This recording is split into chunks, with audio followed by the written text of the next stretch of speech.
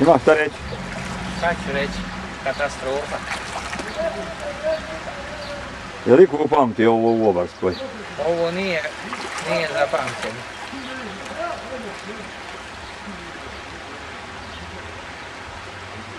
Kako se snalazi? Eto.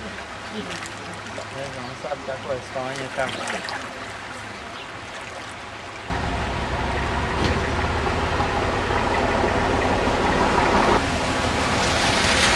Te izvukli mašine? Nisam ništa, sam traktor. Sam smo traktore ispredali ovdje. Sve je ostalo tamo ovdje. A na jednom izbilo? Nadošlo brzo, za pola sata. Naišlo brzo i nije moglo ništa da se uradi. Ja. Stoka?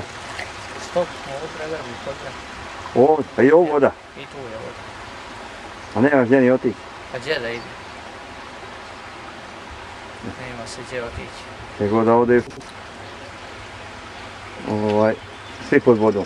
Pa sve je tu, ovaj kompletan dio. Evo ovdje Rada je popuštala svoje krave, kinući tam trčale, dozvod, ovdje. Ne znam da li je sad vjerojatno, da li se kaže, treba se nešto.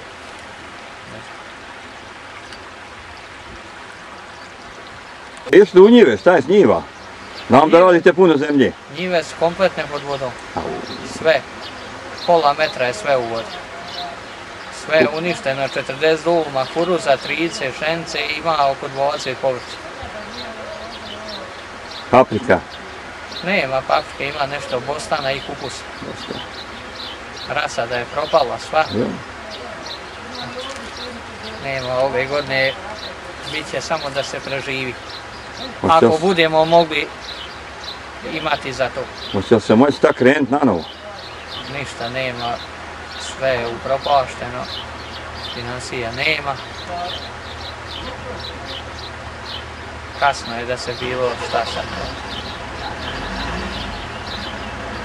Gladna godina. Gladna godina. Dobro, gladna.